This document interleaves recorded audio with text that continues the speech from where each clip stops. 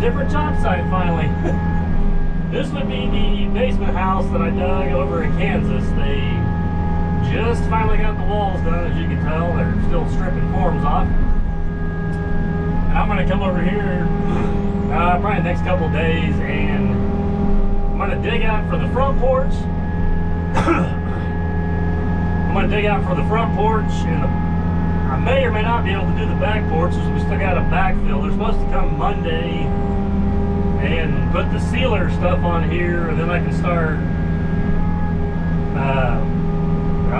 backfilling and putting the clean rock and stuff like that around there. Trying to just dig out. Set this stuff here. The old 260s, still kind of bogging down a little bit. Probably need to change the fuel filter on it again, but I'm gonna at least dig out for the front porch, and then I gotta start digging the water line in from the road. Yeah, and then I'll work on it after they seal it. I'm gonna stay here and backfill it, clean rock it, and backfill. That's on the clean rock. Gotta get inside the garage and dig out the grass and weeds that's grown up in there, and backfill and compact the inside of the garage, and then we're going to start spreading base rock around the shop. So switch gears, come back over here, because the concrete guys are still slightly behind on getting over there to that house. So he's had a hard time. He's only got 6 guys, and they've had a real hard time this year with trying to find any like seasonal help and keep everybody, and then the heat's not helping. So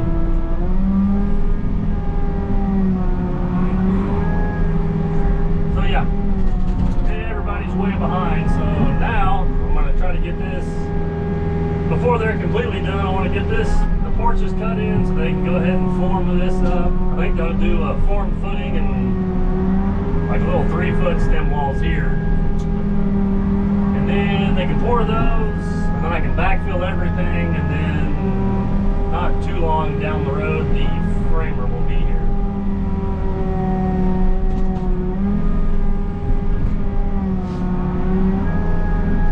So yeah, a little bit different scenery for a while, which will be nice.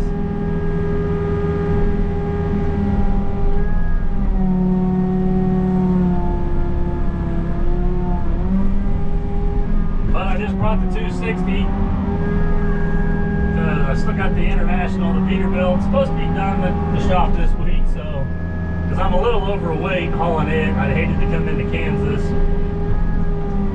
being overweight, and I didn't know, like, digging these porches out, like the back will be a little bit easier with the 260 with the room that I have. So I'll probably get the 2150, or I may end up, the homeowner may bring his case back over, I'm not sure, but I may get one of the bigger machines to dig the water line in, since that's a pretty long run. This thing seems to be running so well. But yeah, get this notched out here this morning, and see what else we can get done today.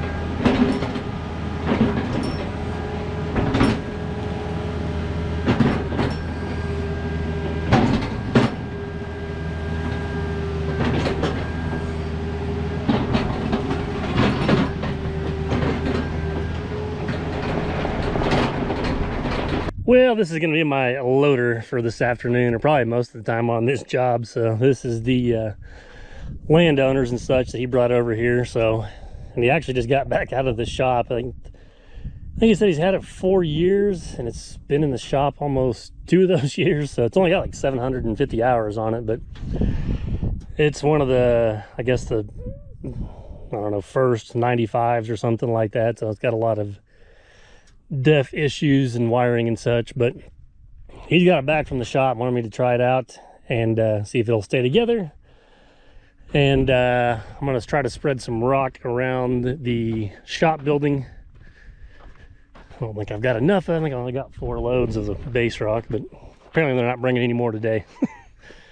But I got this cleaned out, so I want to try to spread a little bit of rock there. That's going to be a cardboard, and then in the fronts of the building, and then there's one spot in that corner, so we'll kind of spread out and try to cover everything today with what we can, and see if we can get a few more loads tomorrow, hopefully, and try to get this dressed up. But yeah, we'll give the old 95 a shot. I've been running it a little bit, but it's the closest thing you can get to a Takeuchi, but it's just not quite there. So the cab's not quite as big, and the joysticks are a little further back. Just little things that I'm used to that's probably not, you know, anything big for anybody else. But if I couldn't get a Taka, that would probably be the next one I'd get, because it's still hydraulic pilot controls, and it's not done the electric over hydraulic like the rest of them have. So Taka and Kubota are the only two that's stuck with that so far. So that is the good part about it. But we'll jump in there and start